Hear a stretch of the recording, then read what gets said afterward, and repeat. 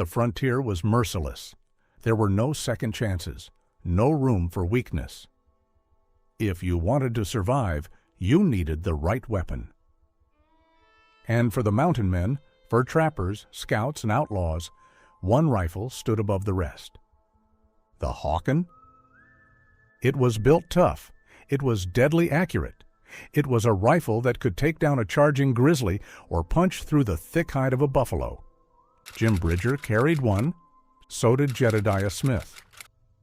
With a Hawken in your hands, you were ready for anything.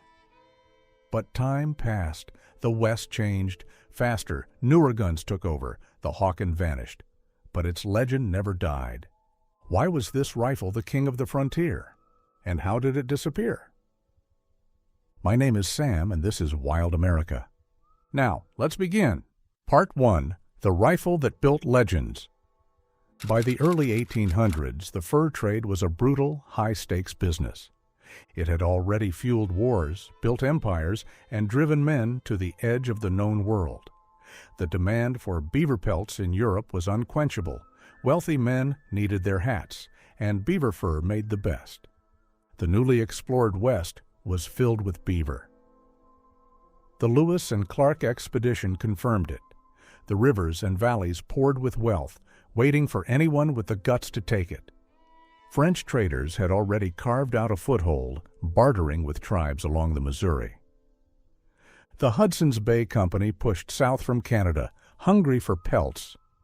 But the real game changer came from two men, William H. Ashley and Andrew Henry. They had a different idea. Instead of paying trappers a wage, they'd supply them with gear and send them into the wilderness on their own. And whatever furs they brought back, Ashley took a cut. Ashley put out the call in 1822 saying, "Wanted 100 able-bodied men to ascend the Missouri and trap in the western mountains. Payment in fur." They came in droves, hardened men, survivors. They were called Ashley men. They, however, called themselves mountain men, the kind who didn't flinch at starvation, native raids, or the bone-crushing cold of a mountain winter. They weren't entirely employees. They were more of free trappers, and they lived by their own rules. They set out in spring, worked the streams for months, and wintered deep in the wilderness. In summer, they'd gather at the rendezvous, an all-out festival where whiskey flowed, pelts traded hands, and fortunes were made or lost in a single bet. But out there, beyond the settlements, beyond the law, survival came down to a few things: skill, instinct, and a damn good rifle. And that's where the Hawken came in. In 1822, just as the fur trade exploded, a gunsmith named Samuel Hawken arrived in St. Louis. He and his brother Jacob had a shop that turned out solid rifles. Their guns weren't just for show. These rifles were built for men who had no margin for failure. A Hawken rifle wasn't fancy, but it did exactly what was needed. It fired a large caliber ball that could take down a buffalo or a man in one shot. And it was accurate enough to make a long-range kill when getting close. Wasn't an option. Trappers took notice. Orders flowed in. By the 1830s, if you were heading into the Rockies, you wanted a Hawken. Some even called them Hawken Rocky Mountain Rifles. It became the mountain man's rifle of choice, the trusted companion of those who dared to push into the unknown. Some of their earliest rifles still exist: long Pennsylvania flintlocks, elegant but outdated for the rough frontier. You could see that old-world training in early Hawken rifles, the slight hump in the comb line, a leftover from their father's style. Later models stamped J and S Hawken, St. Louis, refined the design. Shorter, stronger, built to handle the West. By the 1840s, the world changed, and the mountain men had nowhere left to go. Beaver was out, silk hats took over, and the demand for fur collapsed almost overnight. Some say it was European markets shifting. Others blame the rising costs of hauling pelts from deep in the wilderness. Either way, the money dried up. No profit meant no supply caravans. The last great rendezvous happened in 1839 on the Green River. After that, the traders stopped coming. The mountain men, once kings of their domain, had to come down from the high country. Jim Bridger, who'd left St. Louis in 1822 as a young trapper, returned after 17 years in the wild. Others refused to go back, but with no furs to trade, no money to make, they had to find a new way to survive. Some turned to guiding settlers west. Others joined their wives' tribes and lived out their days among the natives. A few drifted to Oregon or California, starting farms in lands that were still open and untamed. The rest, those unwilling to settle, turned to crime, rustling horses in California and Mexico, living as outlaws in a land that had no more place for them. Through it all, however, one weapon stood beside them, the Hawken rifle. It was built for their way of life, durable, simple, powerful.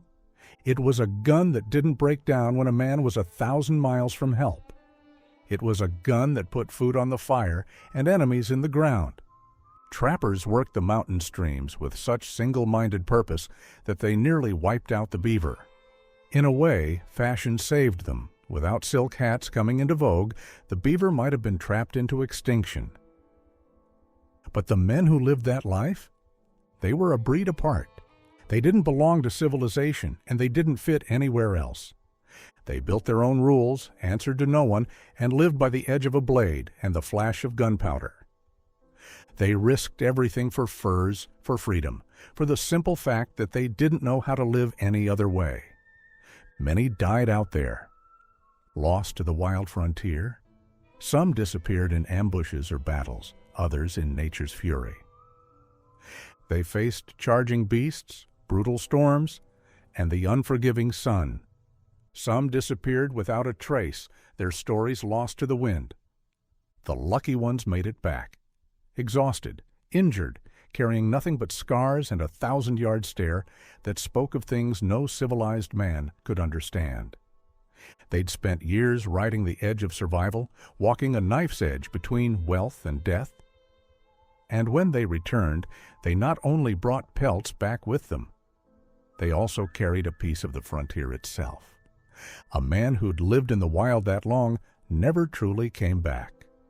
The mountain men who roamed the frontier, men like Carson, Bridger, Tobin, Meek, and Fitzpatrick, these men left behind legends. Their names may have been recorded in history, but one thing often gets left out: the rifles they carried. A man's gun was his lifeline, and for many, that gun was a Hawken. But the Hawken had limits. It was a single-shot muzzle loader. No matter how accurate or powerful, it gave you one shot. In a fight, that wasn't always enough. Against a charging grizzly or a band of warriors on horseback, speed mattered. The men who lived long enough to see breech-loading rifles knew this. When new weapons hit the market, faster loading, multi-shot firearms, many made the switch without hesitation. Bill Hamilton, a hardened plainsman, recalled how his crew ditched their Hawkens for the new Sharps rifles the moment they could. Kit Carson, on the other hand, carried a variety of guns, from Colt revolvers to experimental repeating rifles. Then there was John Fremont, who noted that Carson packed 2 Patterson revolvers and a Colt revolving rifle during their 1842 expedition. And Bridger, who went through more than a few Hawkens, also experimented with other firearms, including a swivel barrel over and under rifle from Pennsylvania gunsmith John Schuler. Firepower mattered. That was clear. Even notorious mountain man liver-eating Johnson killed to get his hands on a modified Spencer rifle, which was rebuilt in the Hawken shop, but it was still no match for the sheer stopping power of a true Hawken. Now, one rifle with a clear history is the Hawken owned by Mariano Modena, now preserved in the Colorado Historical Museum. Unlike the standard Hawken rifles built for survival, Modena's gun had something extra: star inlays, a fancy patch box, and a custom iron plate embedded in the fore-end, likely to protect against saddle wear. But even a rifle built for style had to work in the field. The plate design must not have held up, because no other surviving Hawken shows the same feature. Modena likely got the rifle after proving himself in the mountains. A trip to St. Louis for a mountain man was a full-blown spree. After months of isolation, trapping, and surviving the harsh wilderness, men hit the city hard. They drank, gambled, fought, and spent their hard-earned beaver pelts like there was no tomorrow. Once the dust settled, they geared up for another year. That's when Modena likely got his rifle, not just any rifle, but one with enough embellishments to stand out. General Jones, who later owned the gun, said it was bought in 1833. Maybe, but looking at the details, the craftsmanship points to a slightly later date. Probably the first time Modena had a good season, enough to afford a gun that wasn't just functional but personal. But in its prime, it was the rifle of choice for the hardest men to ever ride the West. A gun that shaped an era. And even now, its legend refuses to die. But we may ask ourselves, who exactly owned a Hawken? Well, that's harder to say. No records exist, no ledgers, no lists of buyers. Some rifles are tied to famous names through paintings, photographs, or old repair notes. Others? Just stories passed down, fact and legend tangled together. If every Western hero owned the guns they were said to, they must have bought a new one every week. Still, some images tell the truth. Jim Baker, one of the last great mountain men, stands in a painting in the Denver Historical Museum. He's clad in buckskins, one hand on the muzzle of a Hawken rifle, its heavy butt resting on the ground. The gun has a wear plate in the forearm, just like another Hawken on display there, the Modena rifle. Nearby, another portrait hangs, Jim Bridger. Old Gabe, a man who knew the mountains better than most men, knew their own backyards. Trapper, scout, guide, one of the last true frontiersmen. If anyone needed a Hawken, it was him. Then came Hugh Glass. Glass, a veteran trapper, was killed by a grizzly, ripped apart, left for dead. Bridger and another man were ordered to stay behind, to bury him when the time came. But fear won. They took his rifle and gear and left him to die. Glass didn't die, however. He crawled across hundreds of miles of wilderness, half dead, clinging to life through sheer will. And when he made it back, he wanted revenge. And that was just the beginning. See how Hugh Glass defied death and hunted down those who left him behind. Watch the full episode now on our channel. And if you want even more legendary survival tales, we have over 9 hours and 30 minutes of Jim Bridger's incredible 50-year journey through the untamed wilderness, only on our channel. Bridger was a trapper, an explorer, a scout, a guide for the pioneers who came after. He was the first white man known to set eyes on the Great Salt Lake. When the Mormons needed a path west, he led them. When the army needed someone who knew the land, he was the man they called. He spent many years covering ground from Canada to Colorado, from the Missouri River to what's now Idaho and Utah. He fought, he traded, he survived. And through it all, men like him carried the Hawken. And let's not forget about Kit Carson. In 1835, Carson, already a hardened trapper, cemented his reputation with a single gunfight at a mountain rendezvous. A very tall French bully pushed too far, and Carson didn't back down. Pistols drawn on horseback, they fired at point-blank range.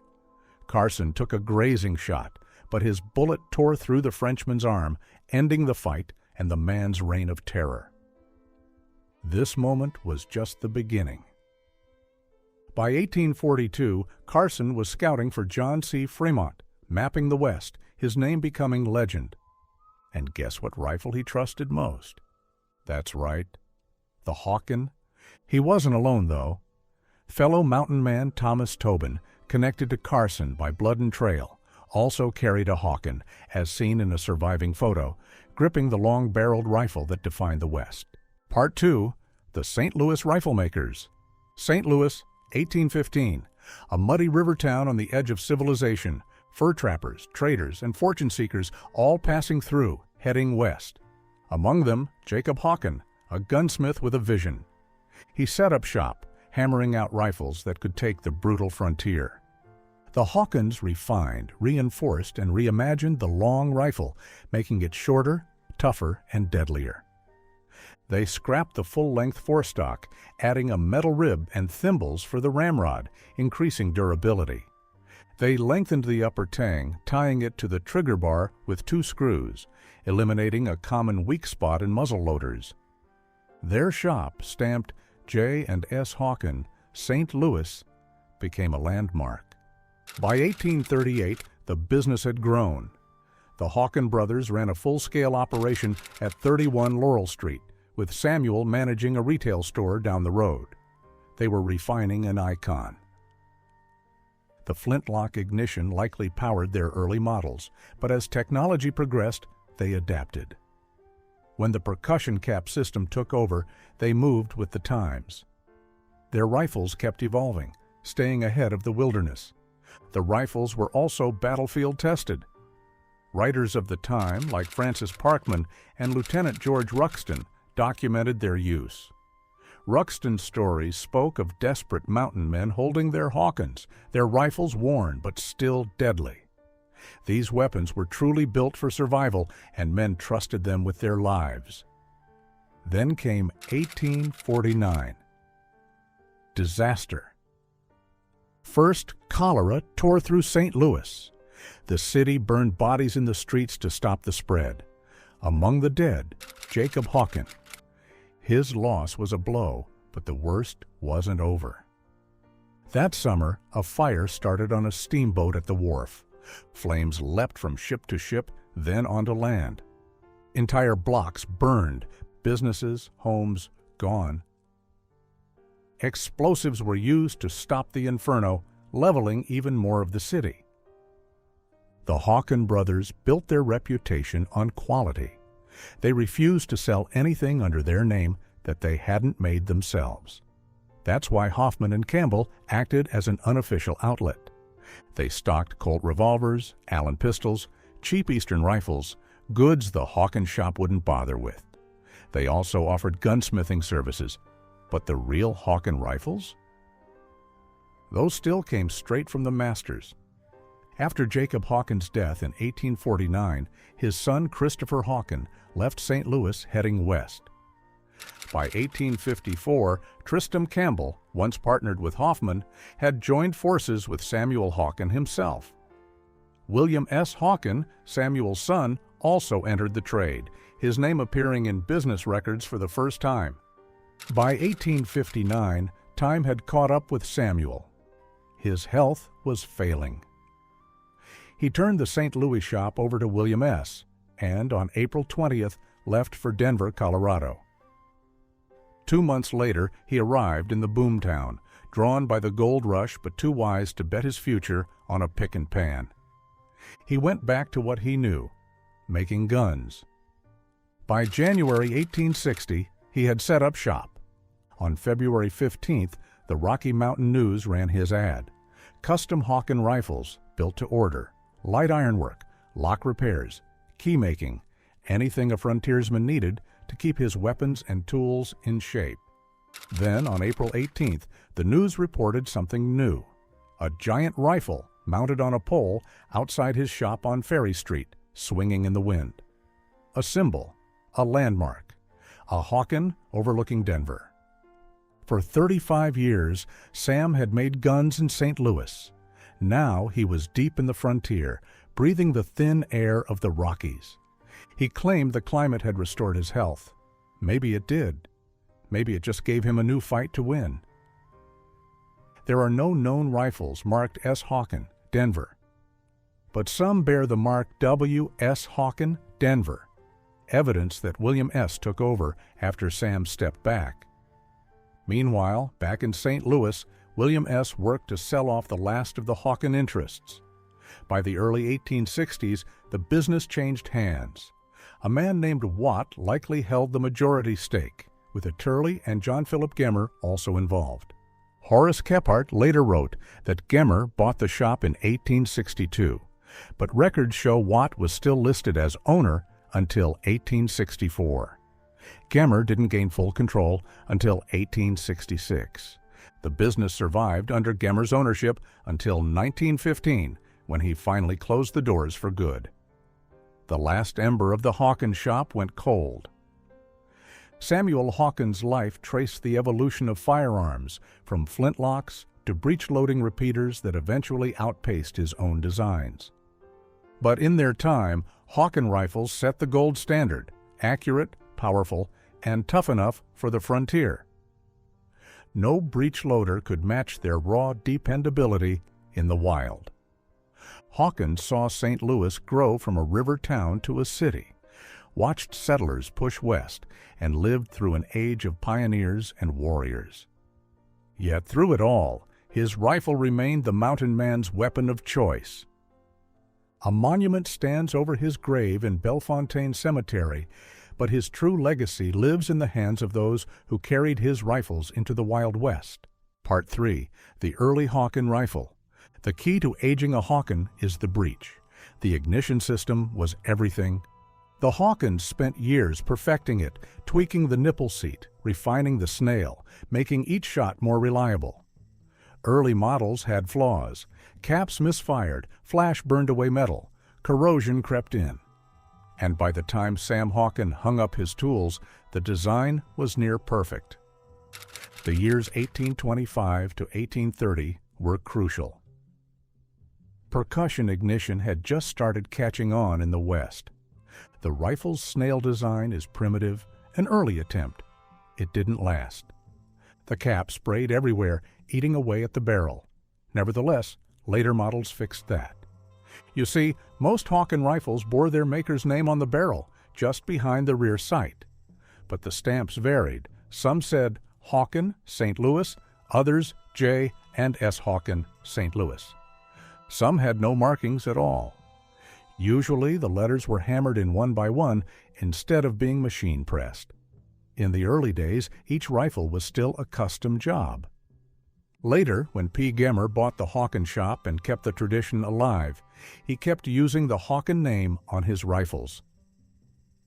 Indeed, every rifle was hand-built, tailored to the man who ordered it. If a customer wanted fancy, they gave him fancy. If he wanted rugged, they stripped it down to the essentials. And by the 1830s, Hawken rifles became more standardized. Full-stock designs, where the wood ran the length of the barrel, were common early on, but half-stock models were gaining favor. One Hawken trademark was the oval escutcheon, a metal plate protecting the wood around the barrel keys. But on some early full-stock models, those plates were missing or looked different. The Hawken shop built shotguns too, sourcing parts from Belgium like many gunsmiths of the time. It would have taken minutes to bend and attach a scroll to a shotgun guard, engraving it just enough to blend in. Fast, effective, and good enough for a custom order. Most Hawken rifles, however, were plain, all business. After all, mountain men didn't care for flashy guns. Silver trim flashed in the sun, which made them an easy target for hostile eyes. Truly, every piece of this rifle tells a story. The patch box, the silver trim, the shotgun trigger guard, everything. And you know, most people know the Hawken for its half-stock design, but before those, full-stock rifles dominated their shop. Many were lost to time, worn down by brutal use. Few survived. One did, a full-stock J and S Hawken, once owned by Orville Dunham of Illinois. Built sometime between 1835 and 1845, it's a prime example of an early Hawken rifle. Not as long as a Pennsylvania rifle, but cut from the same cloth. Hard maple stock, lightly striped, a 36.5-inch barrel just over an inch across the flats. 50 caliber. Iron mounted. Double set triggers. No patch box. No frills, just a small engraved coin silver ring on the cheek piece. This rifle was built to survive the frontier. Another full-stock Hawken from the same era sits in Edwin Luer's collection in Tucson, Arizona. Slight variations, but the same bones. And keep in mind that Hawken rifles were never identical. They evolved. The The frontier changed, and the Hawkens adapted. The shop had no factory, no mass production. A Hawken had to fire when needed. It had to last. That's why the name stood above the rest. Part 4, Mariano Modena's Rifle. Among the many Hawken rifles that survived the frontier, one stood out, not for its craftsmanship, but for its owner, Mariano Modena. A mountain man, scout, and trader, Modena was 3/4 Mexican, 1/4 native, and spoke 13 languages. He hated natives, yet married a Flathead woman, John, who ran his Colorado fort, Namaqua.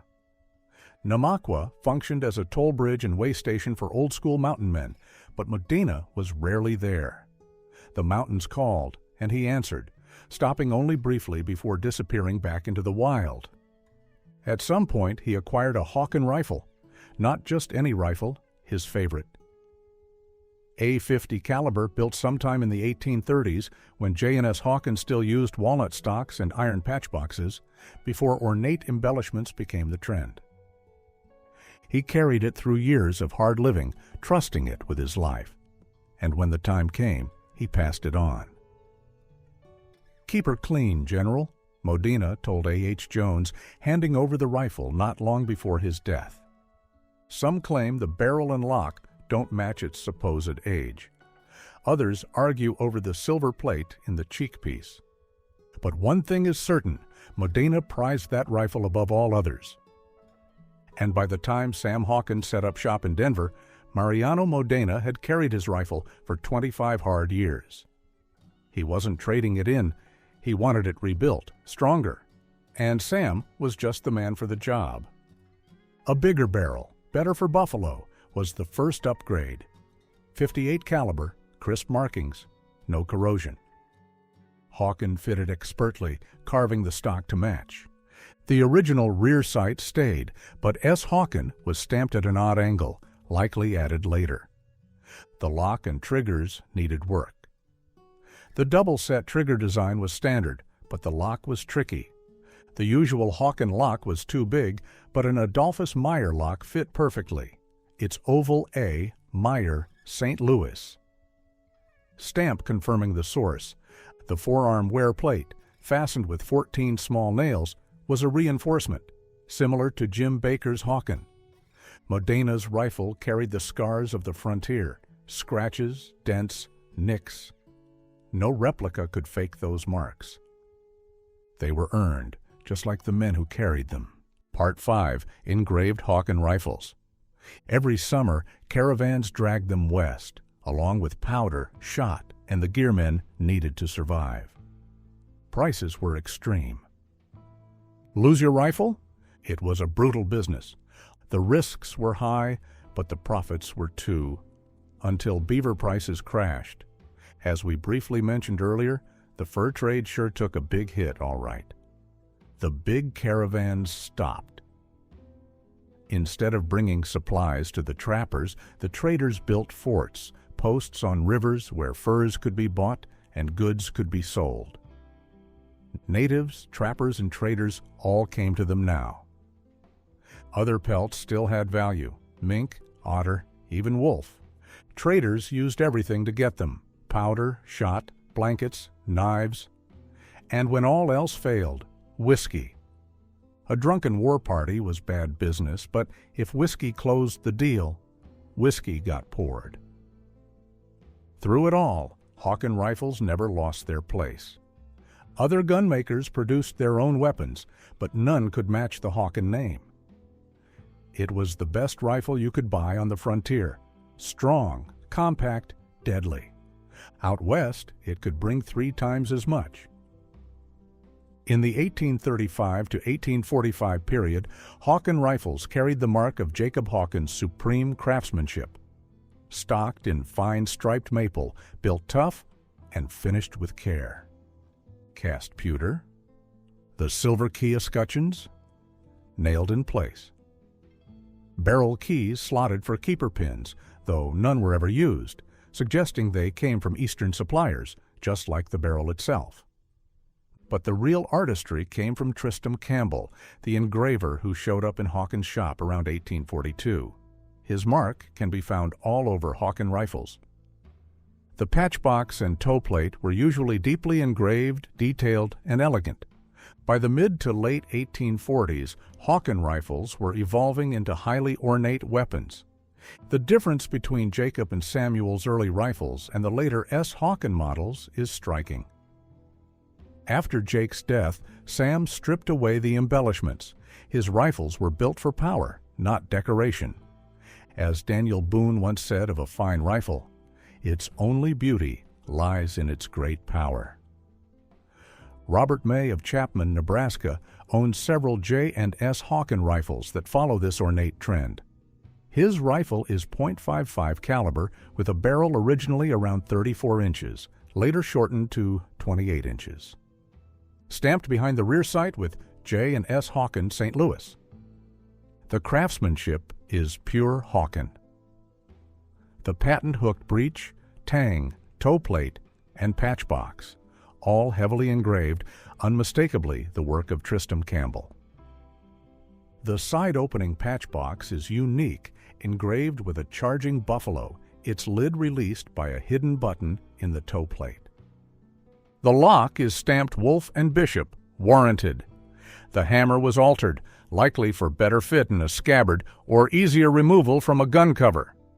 The patent breech is intricate, proving that the Hawken shop could handle complex work when needed. Part 6, a mountain man's favorite.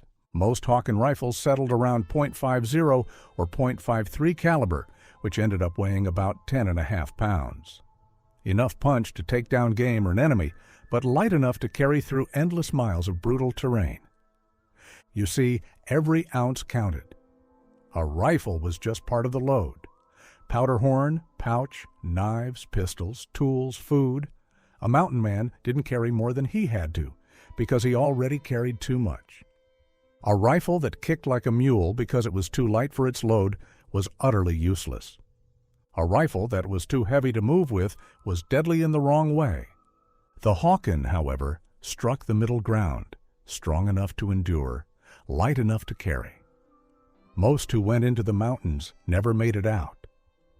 Some died from stupidity, some were overrun, some just disappeared. But the ones who survived? They adapted. They packed smart, carried only what mattered, and left behind anything that didn't pull its weight. And just a little more in case disaster struck. Because out there, disaster always struck. Speaking of packing smart, some didn't. Don't forget to check out our episode on Chris McCandless and the fatal lesson of what happens when the wild doesn't forgive. And that's the difference. Survival is all about what you carry and what you don't. Try lugging 50.58 caliber lead balls for a few days. Feel how your shoulder drags from the weight of a loaded pouch. A pound of lead makes about 32 balls for a .53 caliber and 40 balls for a .50. A trapper's powder horn carried around 1.5 pounds of black powder. Each shot took roughly 100 grains. Even if he recovered some lead from past shots, a hunter needed nearly 100 balls to make full use of his powder supply. That's what he carried on his person. Pack animals hauled the rest. No sense in lugging more lead than he had powder to fire, or more powder than he had lead to use. So yes, every ounce mattered. Most mountain men favored 1-pound powder cans for the same reason they chose everything else: practicality. They were weatherproof, easy to pack, and shrank as they emptied. A keg of powder was too bulky, too awkward. Fine for a fort or a wagon train, but not for a man living off the land. Horace Keepart once tested a Hawken rifle with 164 and 205 grain charges, proving it could take a heavy load. But no mountain man wasted powder like that. When it cost $1 a pint and the nearest supplier was 1,000 miles away, every grain counted. They didn't skimp, but they didn't waste. The mountain men shaped their rifles as much as the land shaped them. They demanded guns that could take punishment, shoot true, and stay reliable in a fight. They needed enough firepower to drop a buffalo, but not so much weight that it slowed them down. That's why the Hawken rifle, 10.5 pounds, .50 or .53 caliber, became legend. It was the right tool for the hardest men in the toughest country. It hit the sweet spot between power, portability, and reliability. And, like we keep saying, in the hands of a man who knew how to use it, it was all the firepower he needed to survive. Part 7. Firearms other than mountain rifles. Most people hear Hawken and picture the big iron-mounted mountain rifle. That's fair. After all, it was the backbone of the Hawken name, the rifle that shaped its legend into the frontier. But as we've hinted here and there in previous parts of this episode, it wasn't the only gun the Hawkens made. Their shop in St. Louis turned out a full line: pistols, shotguns, target rifles, and lighter hunting guns. Some went to trappers and mountain men, others to local hunters. And plenty ended up on hardware store shelves, unmarked, blending into the stock. You see, Hawken didn't always stamp its name on every rifle. If they built a gun for another maker, and that maker also produced firearms, they left it blank. Take the Kephart rifle, for example. Sold by Albright store, made in the Hawken shop, but unsigned. A workman later confirmed it. Some of the best private collections today hold Hawken-marked guns that never saw the Rockies. Instead, these rifles stayed close to St. Louis, built for local hunters chasing deer and turkey. Two distinct styles stand out. First, the light trade rifles, smaller versions of the mountain rifle, built around .38 caliber. Stocked in walnut or maple, iron or brass mounted, stamped with S. Hawken, St. Louis. These were practical, cheaper, and easier to shoot. Perfect for Missouri game. Then there were the turkey rifles. These were big, heavy, long-barreled guns. They were meant for precision. These rifles tipped the scales at 15 pounds, with barrels stretching up to 48 inches and bores around .56 caliber. They were built for serious shooters. They weren't made for the wilds, but for competition. High-stakes shooting matches where a single shot could win or lose a man his earnings. One of these rifles turned up in Alaska.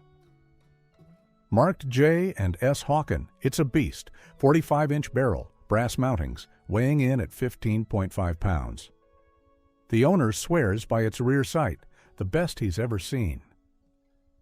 It started as a flintlock but was later converted.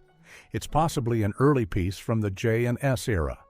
We must also remember that there are countless unmarked rifles that feel like Hawken work, but there's no way to prove it. The same mystery surrounds Hawken's shotguns. They're mentioned in advertisements, but no confirmed, marked specimen has ever surfaced. That silence speaks volumes. If the Hawkens ever stamped their name on one, surely one would have turned up by now.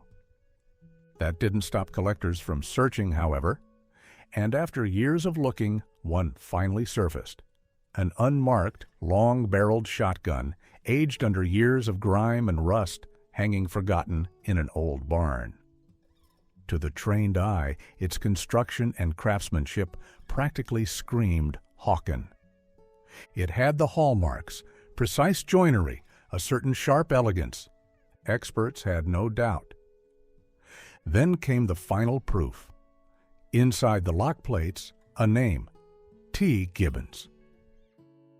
The search was over. This was it, a true Hawken shotgun. You see, shotguns weren't just for bird hunting, for they were essential tools on the frontier, used for defense, hunting, and even buffalo runs. Henry Boiler, a Missouri River fur trader, wrote extensively about the shotguns he relied on. In one letter, he details a light 20-gauge double barrel he wanted shipped to his trading post. Shotguns were versatile, ideal for wagon trains heading west, where settlers needed a weapon for both food and survival. As briefly mentioned earlier in this episode, it was common practice for American gunsmiths, including the Hawken brothers, to build shotguns using imported parts from England and Belgium. Their shop almost certainly did the same. When P. Gemmer took over the Hawken business, he made double-barrel shotguns and combination shotgun rifles, some of which still exist today. His guns bore his mark. If the Hawkens had ever marked their shotguns, one would have turned up by now. Unfortunately, history's full of mistakes, and plenty of real guns have been tossed aside as fakes by people working off too little information. Take Colt revolvers, for instance. Many fine ones were mislabeled as fakes before collectors understood the variations. Hawken pistols were rare to begin with. Who's to say they all had to match some strict expectation? In 1835, Samuel Hawken built a pistol for his young son, William. He wouldn't have wasted time making a masterpiece for a kid. More likely, he threw together a barrel, a stock, a lock, and a trigger. Something simple, just to keep the boy happy.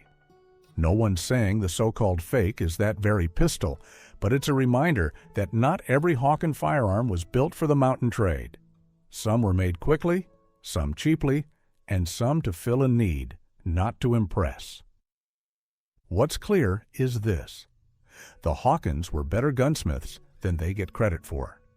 Every piece of their work, from the biggest rifle to the smallest pistol, proves it. And the more you learn about these rifles, the deeper the rabbit hole goes. Every piece of knowledge opens a new door, turns up another mystery. It never ends. And that's the best part. Thanks for watching.